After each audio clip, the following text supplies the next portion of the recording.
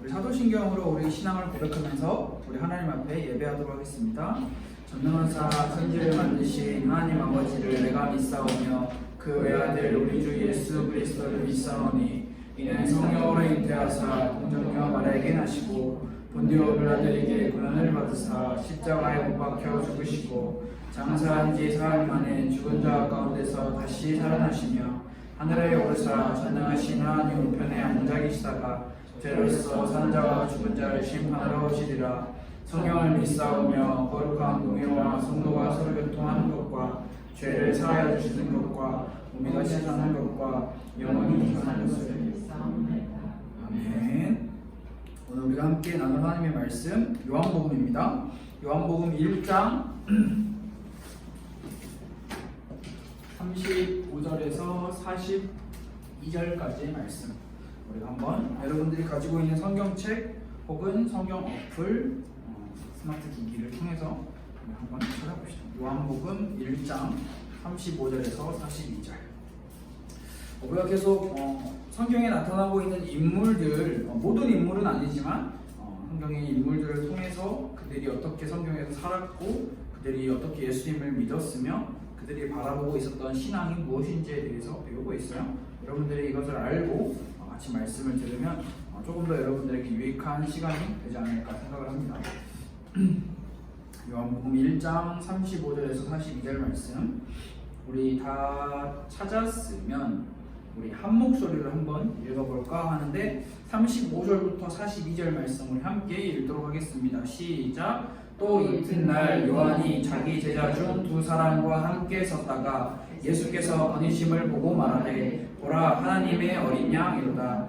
두 제자가 그의 말을 듣고 예수를 따르거늘 예수께서 돌이켜 그 따르는 것을 보시고 물어 이르시되 무엇을 구하느냐 이르되 랍비여 어디 계시오니까 하니 랍비는 번역하면 선생이라. 예수께서 이르시되 와서 보라. 그러므로 그들이 가서 계신 데를 보고 그날 함께 거하니 때가 10시쯤 되었더라. 요한의 말을 듣고 예수를 따르는 두 사람 중에 하나는 시몬 베드로의 형제 안드레라. 그가 먼저 자기의 형제 시몬을 찾아 말하되 우리가 메시아를 만났다 하고 메시아는 번역하면 그리스도라. 데리고 예수께로 오니 예수께서 보시고 이르시되 내가 요한의 아들 시몬이니 장차 게바라 하리라 하시니라. 게바는 번역하면 베드로라. 아멘. 여러분들이 오늘 이 성경 말씀을 읽으면서 헷갈리지 말아야 할 게 있는데 요한이라는 이름이 계속 반복해서 등장을 하잖아요. 첫 번째 말하는 요한 세례 요한이다 라는 거 알아야 되고 또 예수님께서 세례 요한의 두 제자가 있다라고 했는데 또 그 중에 한 명의 이름도 요한이에요. 근데 그 요한은 사도 요한. 이런 거 여러분 잘 구분해서 성경을 읽어야죠. 그래서 오늘은 좀 계속 조금 생소한 인물들일 수도 있는데 오늘은 안드레라고 하는 인물에 대해서 한번 보겠습니다. 여러분 혹시 안드레 하면 생각나는 게 뭐가 있어요? 여러분 혹시 그 드라마 보나? 슬기로운 의사생활 보는 친구 있어요? 그냥 다른 친구는 공부하느라 드라마 따위는 보지 않는다. 슬기로운 의사생활이요. 결말만 봤어요? 드라마 요즘에 좀 그렇게 안 보구나. 유나야, 그럼 유나는 보니까 안드레 하면 생각나는 거 있지? 그렇지? 그 인물이 한 인물의 그 세례명이 안드레라고 하는 사람이 저도 괜히 안드레 이야기하다가 그 드라마를 전 재밌게 봐가지고 생각났는데 그것과 상관없어요. 그냥 성경에서 이제 그걸까지 우리가 이야기를 하면 좀 이야기가 엄청 커지고 오늘은 이제 이 안드레에 대한 인물에 대해서 살펴보려고 하는데 정말 아쉽게도 안드레라고 하는 인물에 대한 성경적인 정보도 정말 빈약해요. 정말 없어요. 없는데 그래도 성경이 안드레에 대해서 뭐라고 설명을 하고 있는지 우리가 찾아보는 시간이 되었으면 좋겠어요. 첫 번째는 안드레의 직업은 어부입니다. 네, 어부. 그래서 이거는 마태복음 4장 18절에 보면 기록이 나와 있어요. 그래서 이것을 우리가 찾아볼 수가 있을 것 같고 두 번째는 제가 앞서서 오늘 함께 읽었던 성경 말씀처럼 세례 요한의 제자다라고 우리는 생각을 할 수 있어요. 세례 요한의 제자, 오늘 이야기 나오죠? 두 제자가 그의 말을 듣고 예수를 따랐다라고 37절 말씀에 나오는데 이 두 제자는 안드레와 사도 요한을 가리키고 있습니다. 그래서 안드레는 예수님의 제자가 되기 전에 이게 사실 먼저 말하는 건데, 먼저 세례 요한의 제자였어요. 세례 요한이 전하는 천국의 복음, 회개의 복음, 메시아의 복음을 듣고 먼저 세례 요한을 따랐죠. 안드레라고 하는 사람은 약간 신앙에 어떤 그런 갈망이 있었던 사람인 것 같아요. 그리고 세례 요한이 이렇게 말을 하죠. 보라, 하나님의 어린 양이로다 라는 그 말을 듣고 예수님을 따라간 인물이에요. 그래서 자연스럽게 보면 이 세례 요한의 제자였다가 이제 예수님의 제자가 되는 안드레. 안드레가 세례 요한의 말에 바로 반응한 것을 보면 안드레는 하나님의 어린 양 메시아에 대해서 항상 기대하고 고민하고 기다렸던 사람이다라고 우리는 생각을 해볼 수가 있을 것 같아요. 그리고 성경에 정말 항상 안드레라고 하는 이 인물을 설명을 할 때 항상 나오는 단어가, 항상 나오는 설명이 뭐냐면 베드로라고 하는 인물이 나와요. 왜 나오냐? 바로 베드로의 형제였기 때문에. 조금 더 정확하게 이야기하면 베드로의 동생이었다라고 우리는 생각을 해볼 수 있어요. 베드로의 형제, 베드로의 동생인 안드레. 성경에 기록되어 있는 안드레에 대한 기본적인 설명은 이게 끝입니다. 이게 끝이에요. 안드레가 누구고 안드레가 뭐 했고 뭐 이런 거에는 이제 조금 더 우리가 살펴볼 거지만 안드레에 대한 기본적인 정보는 이게 끝이에요.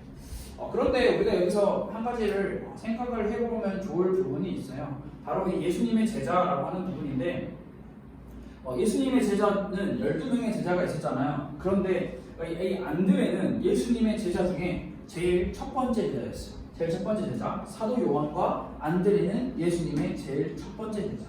근데 우리가 지난주에 혹시 여러분들이 우리가 함께 나눴던 말씀을 기억하고 있는지 모르겠는데, 예수님께서 어느 때부턴가 자기의 12명의 제자들을 다 데리고 다니지 않으시고 최측근 제자들만 데리고 다니셨다라고 이야기를 했죠. 그래서 뭐 베드로, 야고보, 그 다음에 사도 요한 이렇게 3명만 데리고 다니셨다라는 것이 우리는 성경을 통해서 확인을 할 수가 있었는데요. 사실 근데 예수님의 제자 중에 첫 번째 제자는 안드레도 포함이 돼요. 그런데 성경에서는 왜 안드레도 예수님이 데리고 가시지 않았을까라고 하는 그런 궁금증을 우리는 질문을 해볼 수가 있죠. 예수님께서는 야이로의 딸을 살리러 가시고 변화산에 올라가시고 할 때 성경의 기록에 보면 안드레를 데리고 가셨다라고 하는 기록이 없어요. 모르겠어요. 기록에만 없는 건지 실제 데리고 가셨는데 기록은 나타나지 않는 건지 모르겠는데, 여러분 만약에 예수님의 제자, 첫 번째 제자였던 안드레의 입장에서는 우리가 생각을 해볼 필요가 있을 것 같아요. 아니 내가 첫 번째 제자인데 왜 나는 빼놓고 가시는 거지? 라고 생각할 수 있겠죠. 안드레 입장에서는. 그런데 성경에서는 예수님이 안드레를 데리고 가셨다라는 기록도 없지만 안드레가 예수님께서 자기를 빼놓고 다른 제자들만 데리고 가셔서 분노하거나 짜증내었다라는 기록도 없어요. 왜냐하면 안드레라고 하는 이 사람에 대해 성품을 우리가 생각을 해볼 수가 있죠. 안드레의 성품, 어떤 성품이냐? 겉으로 드러나지 않아도, 사람들 앞에 서지 않아도, 많은 이들의 주목을 받지 않아도 괜찮았던 성품.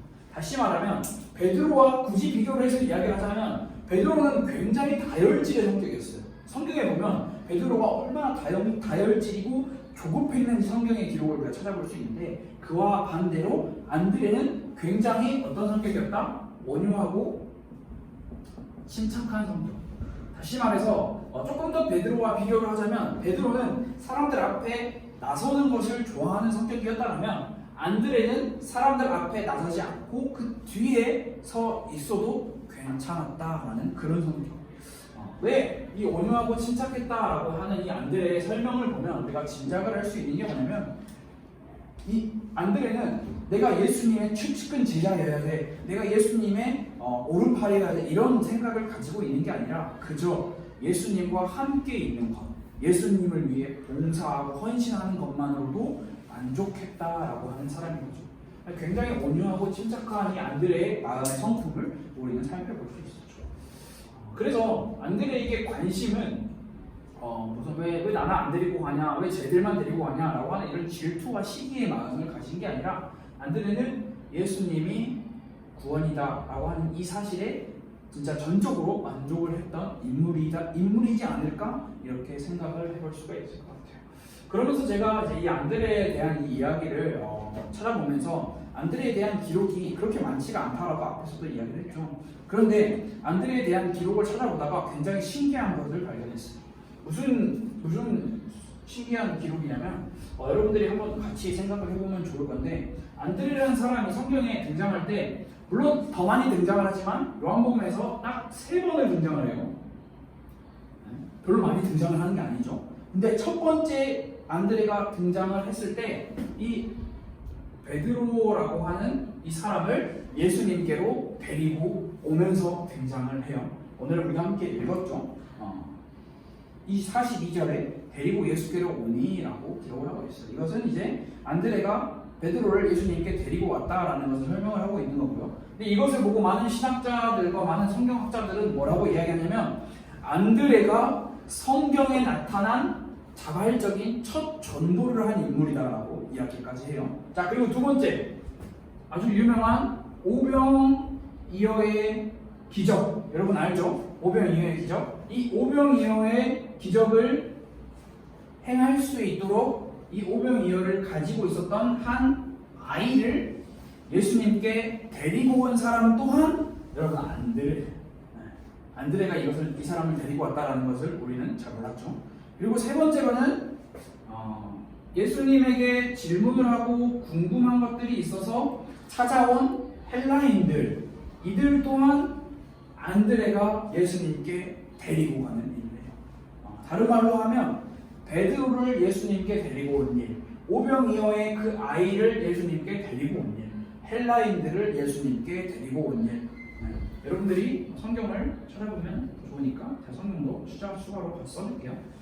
베드로를 데리고 온 일은 요한복음 1장 35절부터 42절에 보면 찾아볼 수 있고요. 오병이어는 요한복음 6장 8절에서 9절의 말씀을 보면 안드레가 데리고 왔다고 찾아볼 수 있고, 헬라인들을 데리고 오는 것은 요한복음 12장 22절 말씀을 보면 데리고 왔다라고 우리가 찾아볼 수 있어요. 여러분, 안드레라고 하는 사람은 성경에 등장할 때마다 누군가를 예수님께로 데려오는 역할을 하고 있다는 것. 안드레는 자신이 만난 메시아, 자신이 만난 예수님, 자신이 만난 그 그리스도라고 하는 이 존재를 그냥 자신이 알고 믿고 하는 그 정도로만 여긴 게 아니라 항상 누군가를 예수님께로 데리고 오는 역할을 하였던 인물이죠. 비록 성경에서는 잘 보이지 않고 형제인 베드로보다 더 위대한 일을 하였다라고 성경은 기록을 하고 있지 않지만 그는 사람 또는 사람들을 예수님께 데리고 오는 역할을 한 거죠. 여러분, 이게 결코 작은 일이 아니에요. 결코 작은 일이 아니에요. 그래서 안드레에게 한 즐거움이 있었다면 그 즐거움은 바로 무엇이냐? 바로 사람들을 예수님께 데리고 가는 거예요. 그러니까 다시 말하면 예수님을 사람들에게 소개시켜주는 일을 하는 거죠. 이게 안드레가 가지고 있었던 즐거움이에요. 자신이 만난 예수님, 그 예수님의 영광을 나누어주는 것이 자신의 소망이었던 사람이 바로 안드레라고 하는 인물이었다고 우리는 생각을 해볼 수가 있을 것 같아요. 이게 진짜 성경에서 이제 끝이에요. 성경에서 안드레에서 설명하고 있는 게. 물론 사도행전에서 성령의 그 임하심을 받을 때도 안드레도 기록이 되어 있어요. 안드레도 있고 있는데, 한 가지 여담으로 이야기를 하자면 안드레가 이렇게 자신의 인생을 살다가 선교를 하다가 여러 가지 많은 기록들이 있는데 선교사의 삶을 살다가 안드레가 어떻게 죽었냐라고 이제 성경에서는 기록을 하고 있지 않아요. 그런데 이제 많은 기독교 학자들과 많은 1세기 우리 이전에 살았던 기독교인들에게 전승이라는 게 있는데, 그 전승에 보면 이 안드레가 어떻게 죽었냐고 기록을 하고 있어요. 바로 어떻게 죽었냐고 기록을 하고 있냐면 이렇게 생긴 십자가. 여러분, 우리가 생각할 때 십자가가 이렇게 생긴 것만 있다라고 여러분 알고 있죠. 이렇게 생긴 십자가만 있다고 알고 있죠. 근데 십자가가 이렇게 생긴 것만 있는 게 아니에요.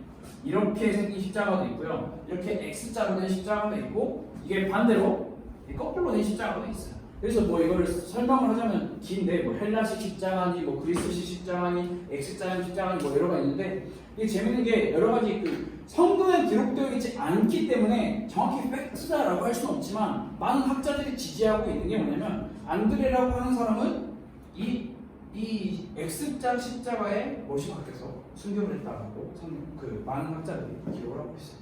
X자. 이게 어떻게 되냐면 팔이 여기 있겠고 다리가 여기 있겠죠. 이제 이렇게 달려서 죽는 거죠. 근데 이게 뭐 조금 더 조금 더 어렵게 일부러 여러분들께 어렵게 설명을 하자면 왜 X자 십자가에 달려서 죽었냐? 이것은 안드레가 본인이 선택한 거예요. 네. 나는 X자 십자가에 달려 죽겠다. 왜? 이게 헬라어로 그리스도를 이야기할 때 이 그리스도가 X로 시작을 하거든요. 크리스토스라고 하는 말로 시작을 하는데 제가 헬라어로 다 쓸 수는 없는데 그래서 자기는 그리스도 이렇게 시작하고 하나 또 여담으로 이야기를 하자면 베드로라고 하는 사람, 여기 있는 유명한 베드로라고 하는 사람 있죠? 이 베드로는 어떻게 죽었냐? 역십자. 왜 역십자냐? 나는 예수님처럼 정상적인 십자가 죽을 수 없다. 나는 역십자를 죽었다고 하더라고요. 역사적인 여러 가지 기록들이 기록을 하고 있습니다. 한 가지 그냥 여러분들 추가적으로 안내하는 부분이었고요. 자, 오늘 성경 말씀에 우리가 요한복음 1장 35절에서 42절 말씀을 가지고 조금 더 생각을 해봅시다. 예수님을 따라가죠. 안드레와 요한이 예수님을 따라갑니다. 예수님께서 그들이 나를 따라오는 것을 보시고 뒤돌아서 그들에게 물어보세요. 뭐라고 물어보시냐? 무엇을 구하느냐라고 물어보세요. 38절에 그렇게 기록이 되어 있어요. 38절에 무엇을 구하냐? 그들에게 물어보죠. 이 말은 어떻게 우리가 생각을 할 수 있냐면 너네들은 나를 왜 따르느냐? 너네들은 나에게 무엇을 원하느냐? 무엇을 찾느냐라는 의미의 말로 그들이 따르는 이유와 그들이 예수님을 따라오는 그 본질을 정확하게 물어보시는 거예요. 다시 쉽게 이야기하면 너희가 정말 나에게 원하는 게 구원이냐 아니면 그 외에 다른 것들이냐라는 것을 물어보시는 거죠. 왜 이야기를 예수님께서 하실까요? 성경에 보면 특히 신약 성경에 보면 예수님이 나타나자 그 예수님에게 수많은 무리들이 몰려들었죠. 그런데 구원이 이 예수님께서 주시고자 하는 이 구원이 아닌 다른 것들을 찾아 따르고 원했던 사람들이 정말 많았다라는 거죠. 그들이 원했던 것은 무엇일까요?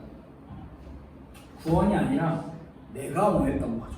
내 중심이 되어 찾았던 것. 그래서 예수님을 찾기는 찾지만 예수님을 찾는 목적과 이유, 그분이 이 땅에 오신 이유에는 관심이 없는 상태로 그저 내가 원하는 것을 얻기 위한 따름도 정말 많았죠. 특히 바리새인들과 유대인들은 자신들의 지위와 자신들의 그 관리 감독하는 체제를 튼튼히 하기 위해 로마에 대항하는 그 튼튼한 어떤 자신들의 무리를 만들기 위한 정도의 수준으로 생각을 한 거죠. 그래서 메시아 그리스도를 찾고 따르지 않았던 거죠. 여러분, 그렇다면 안드레는 왜 예수님을 따라갔을까요? 안드레가 예수님을 따라가기 전에 무슨 말을 들었죠? 세례 요한에게 하나님의 어린 양이다 라는 말을 듣고 따라갔어요. 그가 얼만큼 하나님의 어린 양, 다시 말해서 오실 메시아 예수 그리스도를 기다렸고 고대했고 기대했는지 우리는 살펴볼 수 있어요. 다른 것을 듣고 따라간 게 아니에요. 저 사람 돈 많다 따라가고 따라간 게 아니라 저 사람 신기한 사람이다 하고 신기하다 하고 따라간 게 아니라 하나님의 어린 양이다 라고 하고 하는 그 말을 듣고 따라갔다라는 것은 이미 구약을 통해서 많이 예언된 그 말씀을 얼마나 믿고 기다리고 있었는지 우리는 생각을 해볼 수가 있죠. 그래서 그 예수님을 따라간 안드레가 자신이 예수님을 만나고 나서 제일 먼저 한 일이 무엇이냐? 무엇이었죠? 바로 자신의 형제 베드로에게 가서 이야기를 하죠. 우리가 메시아를 만났다. 다른 말을 한 게 아니에요. 우리가 메시아를 만났다라고 이야기를 하는 거죠. 여러분, 성경에 정말 좀 약간 아쉽다라고 해야 될까? 굳이 성경에 아쉬운 건 없지만 굳이 성경에서 아쉽다라고 있는 걸 제가 꼽자면 성경을 읽을 때 그 감정과 그 음성이 고스란히 전달이 안 될 때가 많아요. 왜냐하면 글이니까. 글은 그냥 아무런 감정과 느낌 없이 그냥 글로만 읽을 수도 있잖아요. 여러분 만약에 생각을 해보세요. 안드레라고 하는 사람이 예수님을 만나고 나서 자기 형제 베드로에게 찾아갔어요. 그래서 이야기를 해요. 우리가 예수 메시아를 만났다. 여러분 어떤 표정과 어떤 감정으로 이야기를 했을까요? 상상을 해보세요. 그냥 시큰둥하게 가서 여러분들 그 형제 자매들이 대화하는 것처럼 형, 나 메시아 만났다 이렇게 이야기했을까요? 아니면 짜증내면서 내가 어떤 사람을 만났는데 여러분 그런 거 있잖아요. 길 가다가 괜히 이상한 사람 만나면 집에 와가지고 기분 나쁘고 나 어떤 사람 만났는데 그 사람 진짜 짜증나 이랬던 것들 이렇게 이야기했을까요? 나 메시아 만났어 짜증나 내가 만났는데 메시아였어 에이 진장 이랬을까요? 아니죠. 이게 성경에서 글자로는 다 표현하고 있지 않지만 아마 엄청난 기쁨과 환희와 감격에 젖어서 이야기하지 않았을까요? 형, 나 메시아 만났어. 나 메시아 만났어. 우리가 그토록 기다리고 기다렸던 그렇게 고대하던 그 메시아를 만났어. 얼른 가자 라고 형에게 이야기를 했겠죠. 여러분이 누군가를 만나거나 무언가를 얻거나 무언가를 이렇게 가졌을 때 그 감격과 그 감동과 환희를 통해서 누군가에게 전달하고 나눠주는 것이 그게 비로소 여러분이 그걸 느꼈다라고 표현을 하는 거예요. 그냥 나만 가지고 있는 것은 반토막자의 느낌, 감정과 내가 진짜 기쁨과 감사를 느꼈다. 그러면 이것을 여러 사람들에게 나눠주고 싶은 게 여러분이 마음이에요. 만약 예를 들어서 시험을 잘 봤어 내가. 그러면 나만 시험을 잘 본 것을 알고 있는 게 그게 진짜 감사와 기쁨은 거기서 그거 끝나지 않아요. 우리 주변에 있는 사람들에게 이야기를 해요. 나 시험 잘 봤다.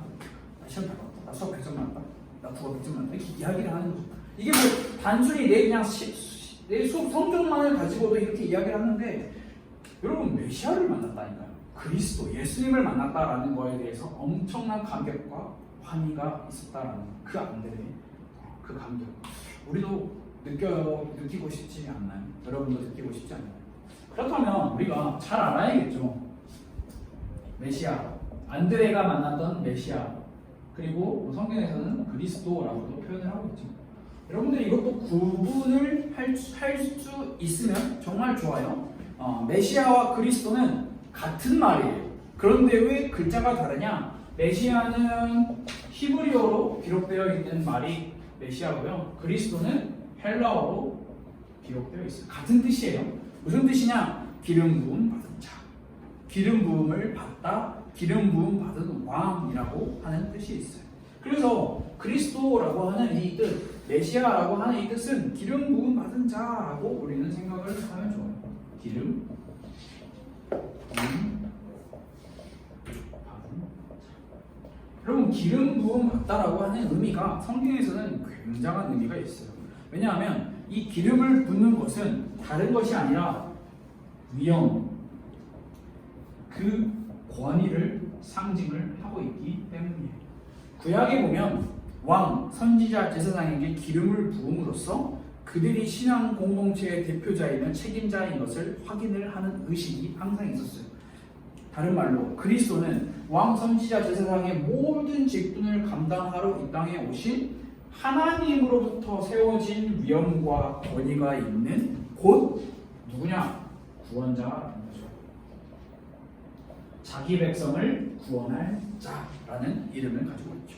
예수. 성경에 나타난 기독교 신앙은 매우 단순해요.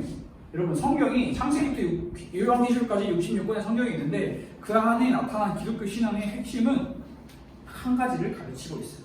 바로 예수 그리스도를 믿는 자는 구원을 얻을 것이다. 십자가의 공로, 그리스도의 공로를 믿는 자는 구원을 얻을 것이다 라는 것이 성경이 우리에게 이야기하고 있는 딱 한 가지의 핵심이죠. 누구든지 그를 믿는 자는 구원을 얻을 것이다. 그런데 여러분들이 잘 알아야 하는 게 있는데 이 구원을 얻는다, 구원을 받는다라고 하는 표현 우리가 정말 많이 쓰잖아요. 그런데 이것은 단순히 종교 행사, 그것도 많이 표현할 때 종교 행사만을 통과하냐, 혹은 예배를 드리냐, 뭐 혹은 조금 더 이야기를 해볼까요? 영접을 하냐? 영접하는 자 곧 내일 그 이름을 믿는 자에게는 아버지의 자녀가 되는 권세를 주시겠다라고 성경이 분명하게 기록을 하고 있지만 우리가 그 의미도 정확하게 이해를 해야 되는 거예요. 단순히 어떤 행위적인 관습과 형태만으로 되는 게 아니에요. 영접은요, 이 영접의 의미도 우리는 정말 잘 알아야 돼요. 자, 저를 따라하세요. 영접하세요. 하나님, 저는 죄인입니다. 여러분의 입으로 백날 천날 따라한다고 해서 그게 진짜 영접이 아니에요. 영접은 살아계신 그 하나님을 내 마음속에 모시는 일이에요. 그것은 단순히 종교 행사나 우리가 드리는 이 예배를 통해서도 얼마든지 할 수 있지만 결코 그것만으로 구원자이신 예수님을 통해서 내가 구원을 받을 수 있다? 그렇지 않다는 거죠. 우리가 영접하는 자라는 그 단어에 꽂혀가지고 영접만 하면 돼. 영접만 하면 난 구원 받을 수 있어. 여러분 이렇게 생각하는 거는 정말 어리석은 생각이에요. 우리의 마음과 우리의 중심과 우리의 영혼이 전혀 하나님을 예수 그리스도를 받아들이지 않고 있다면 사실 그것은 허울뿐인 영접이죠. 왜냐하면 구약성경에서 정말 많이 등장을 하는 게 이스라엘 백성들이 하나님 앞에 가서 예배해요. 제사해요. 하지만 하나님은 그들의 예배와 제사를 받지 않으셨다.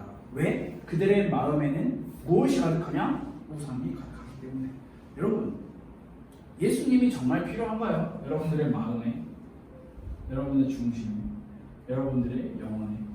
이 구원자이신 예수 그리스도가 정말 필요하지 않다면 예수님을 마음속에 모실 수가 없어요. 예수님을 마음속에 모시지 않는다면 구원을 받을 수 없어요. 구원을 받지 못한다면 천국에 갈 수 없어요. 지옥으로 가게 되는 거죠. 여러분, 그래서 여러분들이 잘 생각해야 돼요. 진짜 여러분들이 이제 생각을 할 수 있는 나이잖아. 그냥 고지것대로 믿을 수 있는 나이가 아니에요. 여러분들의 귀를 열고 여러분들의 눈을 뜨고 여러분들의 마음의 문을 열어서 여러분들이 생각을 해봐야 돼요. 그래서 성경에서 이 믿음 그리고 믿는다는 것, 이 이야기가 정말 많이 나오잖아요. 근데 저는 이 믿는다는 것 우리 믿읍시다 라고 많은 사람들이 이야기를 하고 막 어필을 하죠. 믿읍시다. 믿음이 있어야 됩니다. 여러분 믿읍시다. 그런데 여러분들 그 힘을 주고 믿음 외치는 그 믿음을 잠깐 빼놓고 바꿔봅시다. 믿음? 물음표로 바꿔보세요. 믿는다는 것. 여러분들이 잘 생각하고 정말 많이 고민을 해야 하는 부분이에요. 예수님을 믿는다는 것은 그저 나 믿어라는 말로 설명될 수 있는 게 아니에요. 예수님을 믿는다는 것은 나 예수님 믿어 교회 다녀라는 말로 설명될 수 있는 게 아니에요. 예수님을 믿는다는 게 무엇인지, 이 믿음이라는 게 무엇인지 여러분들이 이번 주 한 주간 동안 정말 많이 생각을 해보세요. 안드레는 예수님을 믿었을까요? 안 믿었을까요? 당연히 성경에 나왔으니까 우리는 믿었겠죠 라고 생각을 하는데, 안드레가 예수님을 믿었다라는 것, 이 안드레가 어떤 마음과 어떤 생각으로 어떤 행동으로 어떤 삶을 살았는지를 우리는 잘 생각을 해봐야 돼요. 우리가 메시아를 만났다라고 하는 이 고백, 그리고 베드로, 오병이어의 아이, 수많은 헬라인들을 예수님 앞으로 인도하는 그 행동으로 설명이 될 수 있는 거예요. 예수님을 믿는다는 것, 예수님의 말씀을 듣는다는 것은 반드시 순종, 다른 말로 이야기하면 행함이 따라와야 된다는 거죠. 그냥 말로만 믿는다 해서 되는 게 아니라, 순종과 행함이 없는 들음은 참된 것이 아니다라고 성경은 이야기를 하죠. 여러분이 예수님을 사랑하자라고 하는 이야기를 들었어요. 그러면 여러분들은 생각을 해야 돼요. 예수님을 사랑하자, 그래 사랑하자, 끝나는 게 아니에요. 생각을 해야 돼요. 예수님을 어떻게 사랑해? 예수님을 사랑해? 어떻게?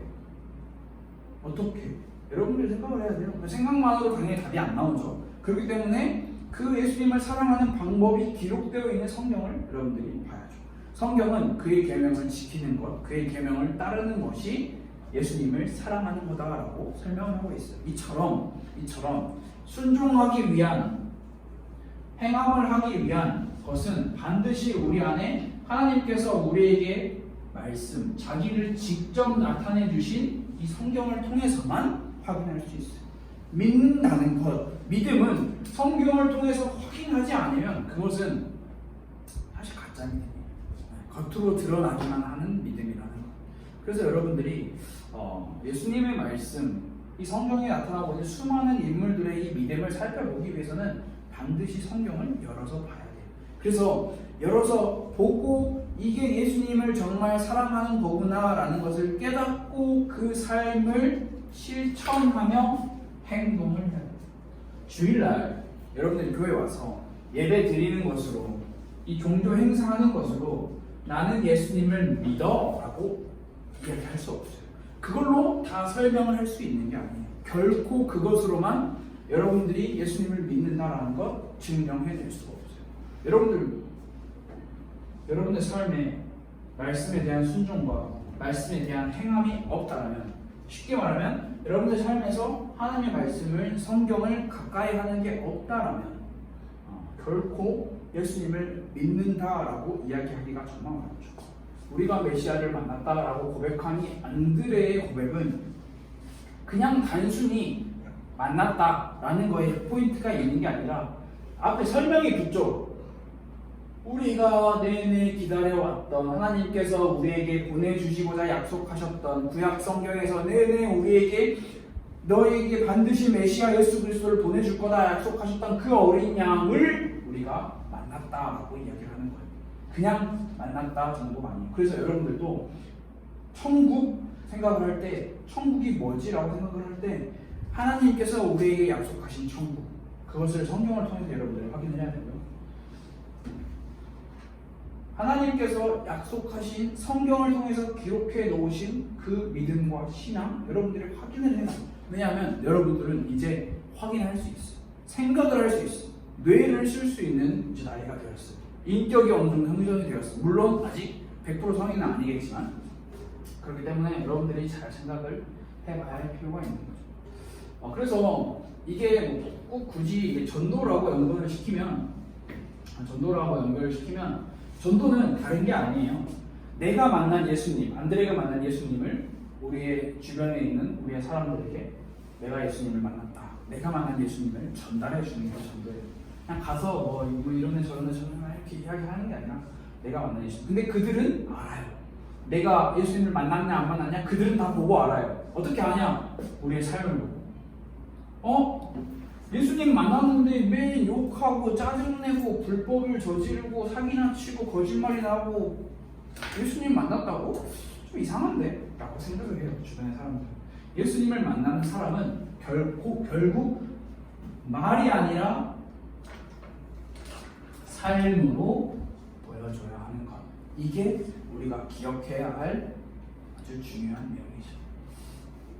여러분, 이번 주 한 주간 3일이나 쉬잖아요. 월, 화, 수. 3일 쉬고 나면 이틀밖에 안 남아요. 일주일이. 너무 행복하지 않아요? 너무 행복한 시간이 될 건데, 여러분들이 이렇게 여유 있을 때 여러분들이 한번 스스로 많이 생각을 해보는 시간 꼭 가져보세요. 하나님을 믿는 게 뭐지? 나는 하나님을 믿고 있나? 나는 하나님을 믿는다고 하는데 내가 하나님을 믿는 게 뭐지? 성경을 통해서 확인해보세요. 성경을 통해서 확인해야 되는데 성경을 어디서부터 어떻게 뭘 읽어야 되지? 모르겠어. 그럼 물어보세요.